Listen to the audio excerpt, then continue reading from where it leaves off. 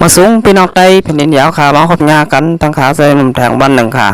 เอาขาวันมาในก็วันที่7 เดือนธันวาคม2 ปลาย21ค่ะปีไต้2 1 ปาก15นี้ผมเกินในวันอาทิตย์เนาะข่าวยาม5:25 นาทีค่ะน้ำมึงถึงไทยมาขบงากันตั้งขาใส่หนุ่มแทงวันหนึ่งค่ะเอาขาวันมาในก็มีขยามตัวตันเนี่ยเนาะก็มาอุปมาลัดข่าวการบ้านการเมืองการซึกการตึกกว่าจอมกันแทงค่ะเอาค่ะก้อยดังสุดก็เตมาลาดปันความไทยกว่าอิดออดเนี่ยเนาะตำหนัก FC แฟนคลับเลยย้อนมาให้มาลาดปันความไทยอิดหนึ่งเนี่ยเนาะนะเปิ้นเตไหลหู้ลองข่าวการบ้านการเมืองในเมืองหอมตุ้มเลยเมืองสำร้อยสึงแปลวค่ะวันเมื่อในเปลี่ยนไปจังหือเฮ็ดสั่งแหล่ซึกมันเข้ามาสุกยงอ่อนเก่าในแผ่นดินจึงได้ข่าวต่าง73 ปีครับสวัสดีพี่น้อง FC ทุกท่านนะครับพี่น้องไทยพี่น้องลาวแล้วก็พี่น้องทุกท่านทุกคนครับวันนี้ก็มาเจอกันอีก1 วันนะครับวันที่7 มีนาคม 2564ครับครับวันนี้ก็ผมจะมาพูดถึงเรื่องการบ้านการเมืองหรือว่าข่าวการสู้รบในพื้นที่รัฐสารหรือว่าข่าวพี่น้องประชาชนทุกสัตว์พันธุ์นะครับตอนนี้ที่ลูกที่ออกมาขับไล่ทหารพม่านะครับที่ไม่เห็นด้วยกับการยึดอำนาจของทหารพม่าแต่อย่างไรครับครับก่อนอื่นก็จะมาพูดถึงเรื่องทำไมทุกคนนะครับไม่อยากอยู่ใต้การยึดอำนาจของทหารพม่านะครับเพราะว่าพี่น้องประชาชนไม่ว่ากลุ่มชาติพันธุ์หรือว่าพี่น้องที่เป็นคนพม่าอะไรกันทุกชาติพันธุ์นะครับไปอยู่ในประเทศพม่าต่างก็รู้ดีนะครับการยึดอำนาจของทหารพม่าครั้งนี้เป็นครั้งที่3แล้วนะครับฉะนั้นการที่ทหารพม่ายึดอำนาจมันก็ทำให้ประชาชนลำบากนะครับแต่ทำมาหากินก็ลำบากจะออกเดินทางไปไหนมาไหนก็ลำบากครับมันไม่ค่อยสะดวกนะครับไม่เหมือนรัฐบาลที่มาจากการเลือกตั้งหรือว่าประชาชนเลือกมานะครับเพราะว่าทหารพม่าปกครองด้วยเผด็จการนะครับก็อำนาจทุกอย่างก็จะอยู่ที่กองทัพเพียงผู้เร็วนะครับฉะนั้นพี่น้องประชาชนก็เบื่อหน่ายนะครับครับการที่ทหารพม่ายึดอำนาจอีกครั้งนี้นะครับตั้งแต่วันที่1 กุมภาพันธ์ 2564ครับทำให้พี่น้องประชาชนทุกกลุ่มนะครับก็ไม่เห็นด้วยกับการยึดอำนาจของทหารพม่านะครับเพราะว่าจะทำให้ประเทศล้าหลังไปอีกนะครับอย่างสมัยก่อนนู้นนะครับตอนที่ทหารพม่ายึดอำนาจประชาชนก็ลำบากนะครับทำให้พี่น้องประชาชนไม่ว่าจะเป็นพี่น้องคนไทยหรือว่าคนไทยใหญ่เรานะครับแล้วก็รวมถึงกลุ่มชาติพันธุ์อื่นๆนะครับก็ต่างหนีออกจากว่านเมืองหนีออกจากประเทศพม่านะครับไปอยู่นอกเมืองนะครับไปอยู่อย่างเมืองจีนก็มีมาอยู่ประเทศจีนมาอยู่ประเทศไทยก็เยอะนะครับเพราะว่ามีการสู้รบหรือว่าการปราบปรามของทหารพม่าสมัยนั้นนะครับเพราะว่าทหารพม่าได้ทำการจับกุมหรือว่าทำร้ายประชาชนไปทุกที่ทุกแห่งนะครับตอนนั้นเพราะว่าทหารพม่ายึดอำนาจไปเบ็ดเสร็จก็คล้ายๆกับเหตุการณ์ครั้งนี้เลยนะครับเพราะว่าครั้งนั้นก็ทหารพม่าแพ้การเลือกตั้งนะครับพอแพ้การเลือกตั้งก็ยึดอำนาจเหมือนเดิมครับก็เหมือนครั้งนี้นะครับครั้งที่3 ปี 2564ครับอันนี้ก็เป็นครั้งที่3นะครับที่ทหารพม่ายึดอำนาจไปจากประชาชนนะครับครับการที่ทหารพม่ายึดอำนาจไปทำให้ประชาชนทุกกลุ่มนะครับก็ไม่อยาก อยู่ใต้การนำของทหารพม่านะครับ เพราะว่าประชาชนก็จะไม่ค่อยมีส่วนแสดงออกหรือว่าทำอะไรก็ไม่ได้นะครับทหารปกครองประเทศนะครับพี่น้องทุกคนทุกท่านก็น่าจะรู้ดีนะครับโดยเฉพาะพี่น้องชาวไทยหรือว่าชาวไทยใหญ่เรานะครับก็ลำบากครับทุกวันนี้ต้องหาเช้ากินค่ำแล้วก็หนีไปอยู่ตามประเทศต่างๆนะครับก็มากมายครับครับตั้งแต่ทหารพม่าเข้ามายึดอำนาจนะครับเป็นเวลายาวนานครับที่ทหารพม่าเข้ามาปกครองประเทศนะครับก็นานมากครับ73 ปีนะครับย้อนไปตั้งแต่สมัยนู้นนะครับสมัยที่สงครามโลกครั้งที่2นะครับอังกฤษเข้ามาปกครองประเทศนะครับตอนนั้นทำให้ทุกกลุ่มชาติพันธุ์ในรัฐฉานและในประเทศพม่านะครับรวมกลุ่มกันทั้งหมดก็มีอยู่ประมาณ10 กลุ่มนะครับก็ไปรวมตัวกันขอเอกราชปกครองตัวเองนะครับที่อังกฤษนะครับต่อมาก็มีตัวแทนของทหารพม่านะครับก็นั่นคือนายพลอองซานนะครับก็เลยไปร่วมร่อยนะครับก็ไปลงสัญญากันที่ปางหลงนะครับที่เมืองหลงของไทยใหญ่นะครับเมืองปางหลงนะครับบอกว่าทุกกลุ่มต้องอยู่ด้วยกันก่อนนะครับก็อยู่ให้ครบ10 ปีนะครับถึงจะออกแยกตัวออกเป็นเอกราชนะครับตั้งแต่นั้นมาถึงวันนี้นะครับก็ยังไม่มีชาติพันธุ์ไหนไล่แยกตัวออกจากประเทศพม่านะครับประเทศพม่าก็ปกครองประเทศมายาวนานครับไม่ยอมให้โซนกลุ่มต่างๆแยกตัวออกเป็นเอกราชนะครับถึงทุกวันนี้นะครับครับที่พี่น้องประชาชนทุกกลุ่มนะครับเรียกร้องก็อยา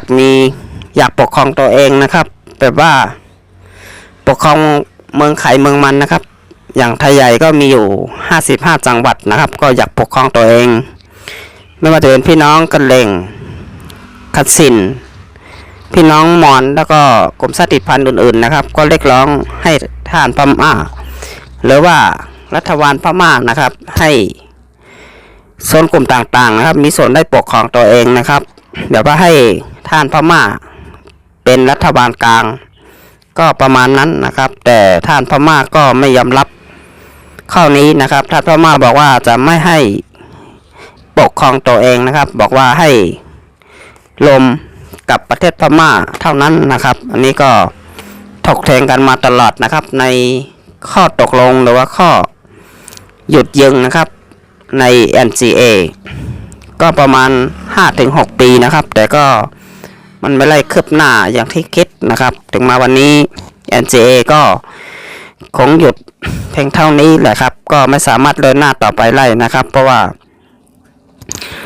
กลุ่มชาติพันธุ์ที่มีอยู่ทั้งหมด10 กลุ่มนะครับไม่ยอมรับทหารที่ขึ้นมาเป็นรัฐบาลที่ปกครองประเทศอยู่ตอนนี้นะครับไม่ว่าจะเป็นกองกำลังกุศลไทยใหญ่ RCSS หรือว่ากองกำลังกะเหรี่ยง KNU นะครับ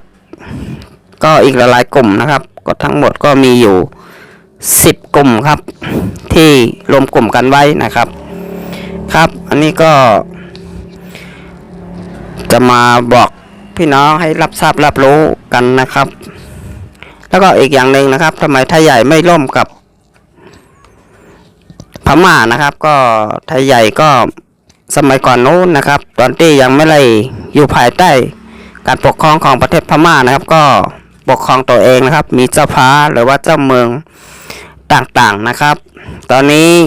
วังของเจ้าฟ้าก็ยังมีอยู่เป็นวังจังหวัดนะครับอย่างเช่นเชียงตุงแล้วก็อีกหลายเมืองนะครับในพื้นที่รัฐฉานนะครับก็ยังมีหอเจ้าฟ้าหรือว่าวังของเจ้าฟ้าที่ยังหลงเหลืออยู่บ้างนะครับแต่บางพื้นที่ท่านพม่าก็เอาไปเป็นโรงแรมก็มีนะครับแล้วก็ไปเป็นโรงพยาบาลก็มีครับเพราะว่าท่านพม่าอยากให้คนพ พี่น้องไทยใหญ่เรานะครับให้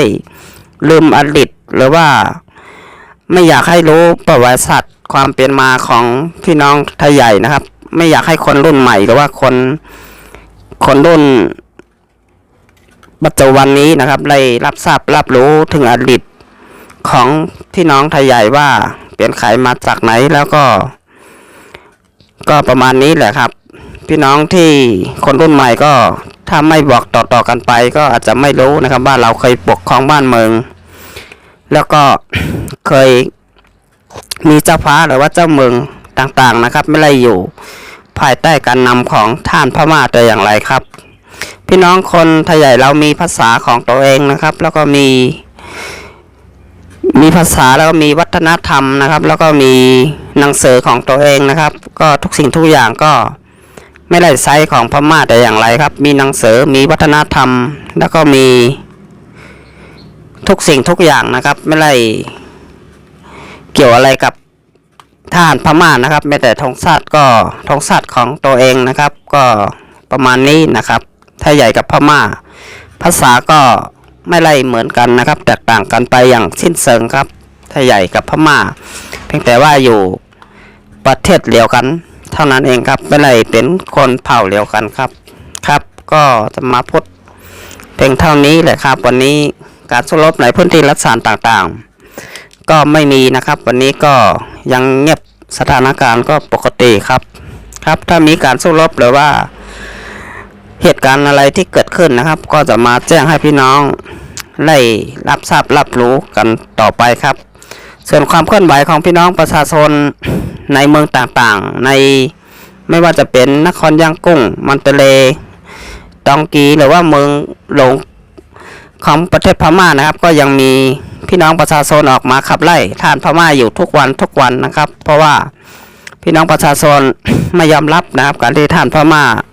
เข้ามายึดอำนาจครั้งนี้โดยไม่ชอบธรรมครับนี่ก็ทำให้พี่น้องประชาชนทุกกลุ่มนะครับออกมาขับไล่ทหารพม่าทุกวันนะครับไม่ว่าจะถูก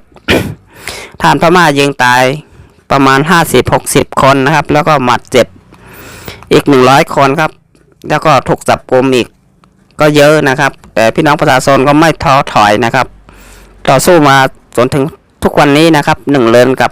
7 วันครับสำหรับวันนี้ก็จะมาพูดเพียงเท่านี้ครับแล้วค่อยมาเจอกันใหม่วันหน้าครับสวัสดีครับเอาครับมาส่งกามาทบยากันดังข่าวจะหนุนทางตอนที่2นะเนาะเอาค่ะก่อนตั้งสุดก็ได้มาลาถึงลองตับซึกแดวค่ะตั้ง2 จุ่มเนี่ยนะโคเขียวเลยโคลายอาซีแดดเลยตับซึกวานไฮSPPเนี่ยเนาะของใจปังผ้าปาติยากคือไตเนี่ยเนาะเอาค่ะในก็เขาค่ะเดี๋ยวหันว่าย่ำเดี๋ยวสังว่าตับซึกแดวค่ะพร้อมพร้อมกันไหลเนี่ยเนาะตึกอยู่ภายอยู่มันต่างคนก็ต่างอยู่เนี่ยเนาะอันนี้ก็เดี๋ยวเลยหันว่าข้าวยามมันปอกขึ้นน้ำเหยาเนี่ยเนาะเพราะข้าได้มาตัวเมื่อนังเจ้าเคยอ่อนเมื่อนังเจ้าเคยเปิดขายย่ำเดี๋ยวเขาก็จะเลยเขาที่อันนี้จุ่มตาพงเกี่ยวเนี่ยเนาะเขาขาดจะนาวันเมื่อไหร่อันแท่งเขานำมาเหลือเก่าเต้ๆค่ะเมื่อวันที่5 เดือนธันวาคมปลาย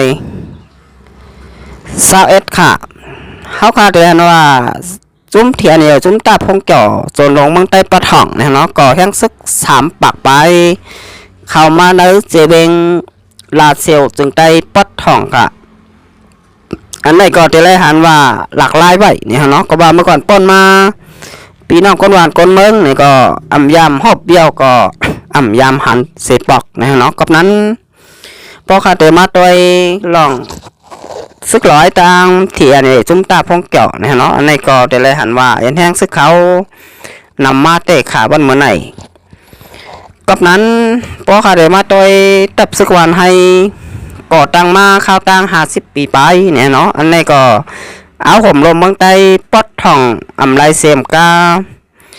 ปลายห้องเอาจุ่มไว้ดีเขามาเมืองใต้ปอดท่องแทงตั้งน้ำเนี่ยเนาะบาจะเป็นซึกเขโกก้างบาจะเป็นซึกขางเคไอบาจะเป็นซึกยักษ์ไข่ไงย่อก็ ซึกร้อยเทียนเนี่ยจุ้มตาพงเจาะเนี่ยเนาะหลายหมู่ย่อก็หลายจุ้มมาอยู่พร้อมๆกันเปลี่ยนตีค่ะวันมื้อไหนเนี่ยเนาะอันนี้ก็จะเลยหันว่าเป็นดองยบย่อมของตับซึกหวานไฮเตะค่ะก็ตั้งตับซึกมาตั้งถึงยังอันใดยังหมายนั่นเป็นสังขะอำบ่นตาเตตึกกะวานเอาเมืองอำบ่นตาเตเอาเมืองสลายซึ่งแต้วค่ะเตียนซึกมันมาหุบสิเมา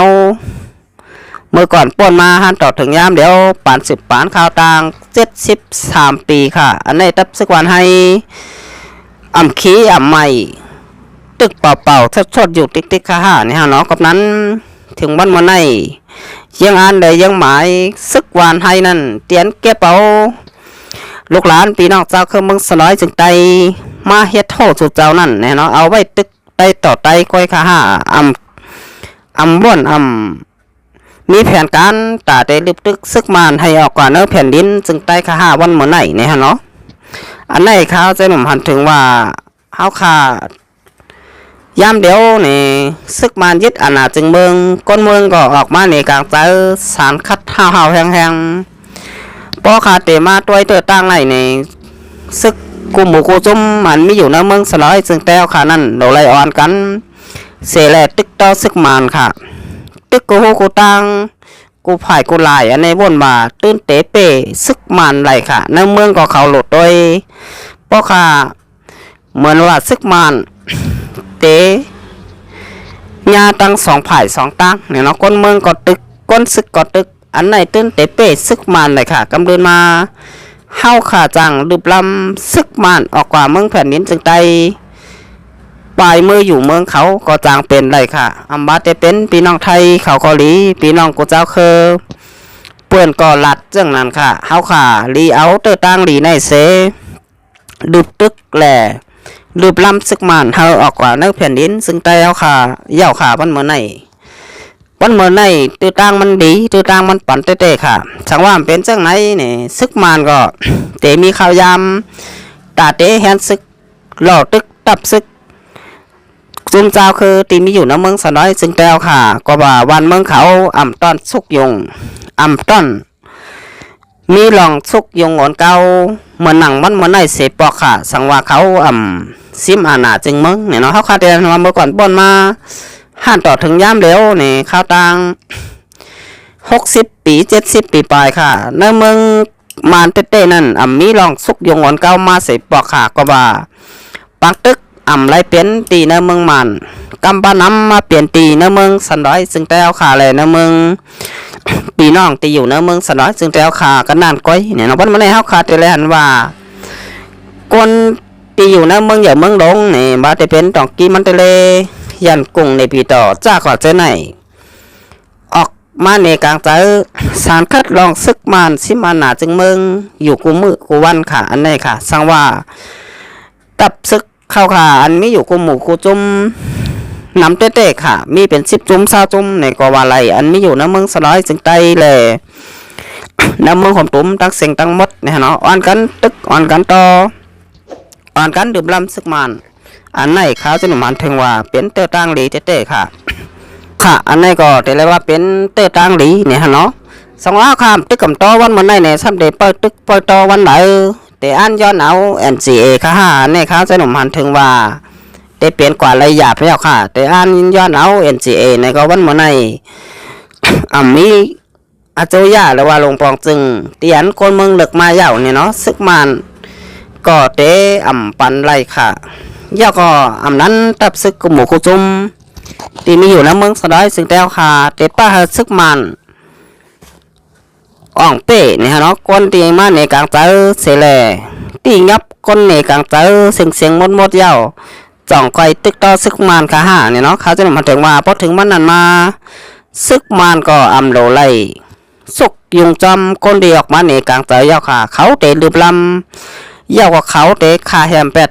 ตั้งน้ำเนี่ยเนาะกับนั้นคนเมืองก็เตะฮัดออกมาในกลางเจอเตะฮัดออกมาสุกยุงอ่อนเก้ายาวค่ะกำมันซึกมานเตะแฮนซึกหลอดตึกจุ้มยุบกกลางเจ้าคือกูหมู่กูจุ้มก็จางเป็นไรค่ะยังงานใดยังหมายซึกมันบ้านมันในเจอว่าเตยึดอำนาจแต่หลายก้อยเนี่ยนะครับจะหนุ่มหันถึงว่าเขามา สิเหมาอาณาจึงเมืองโปรแกรมไหนมีแผนการหลายรองหลายเมลอำบาเตเป็นนำไข่ NCA เลื่อนกว่าตั้งนาไหลอำไข่หันบานเมืองเป็นเพชรเลตีหมู่คลีสี่ก็เปิงหนึ่งค่ะยกเขาใครลืมลำจุ้มยิบกองกลางเจ้าคือกูหมู่กูจุ้มแทงก็เปลี่ยนได้ค่ะกับนั้น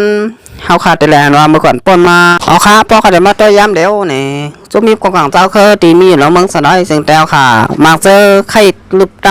ำไข่ลืบตึกซึกมานก็ได้มี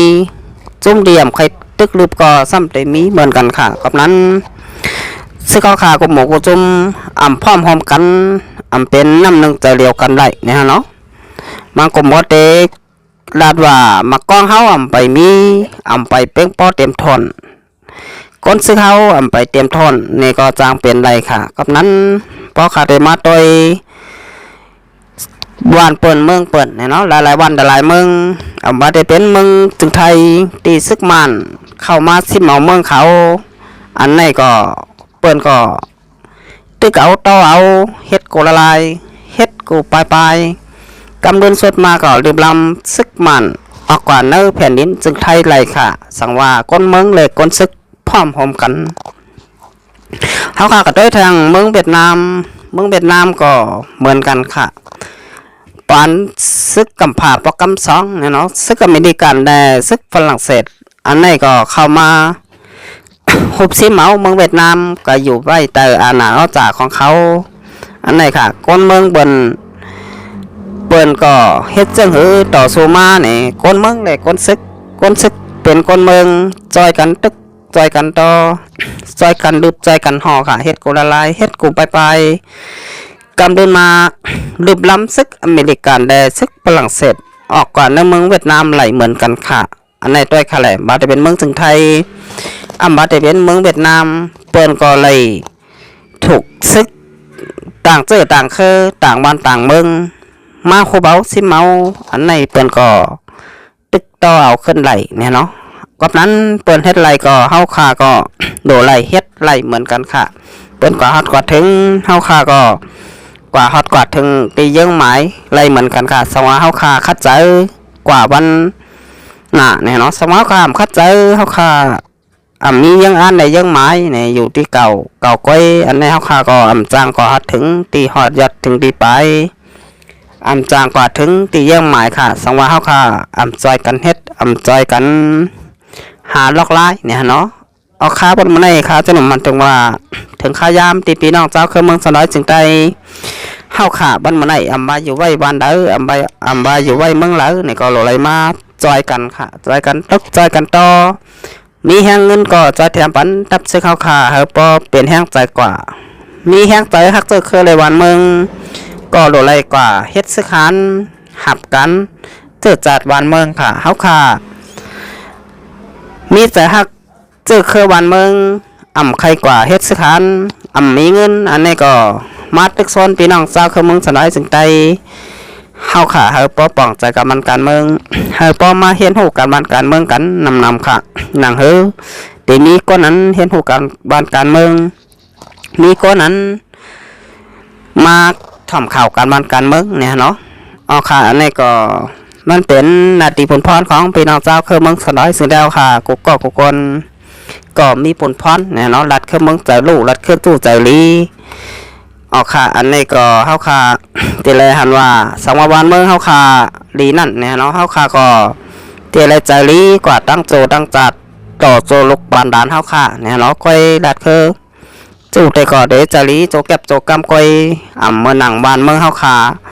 กัดเจียนค่ะกับนั้นอันนี้ก็เฮาค่ะโลเลยถ่อมข่าวหลายรองหลายเมี้ยวเนี่ยเนาะบาข่าวการเมืองบาได้เป็นข่าวกูลองบ้านมาในเฮาค่ะโลเลยถ่อมให้มันเจเมลค่ะหนังปอเตคือตันเปิดกว่าเนี่ยเนาะอย่าไปลืมค่ะเอาค้าบนไม่ได้ก็ข้าจะหนุ่มแต่ยันขึ้นลือไว้กันค่ะสังว่าข้าจะหนุ่มได้ลาดมีตีพิษตีเปิงตีเฮิงตีเกิ้งกว่าในก็ปล่อยว่างคว้างปันเสกกรรมค่ะสองไก่มาหบหญ้ากันแทงวันหนาเมื่อสงข่าว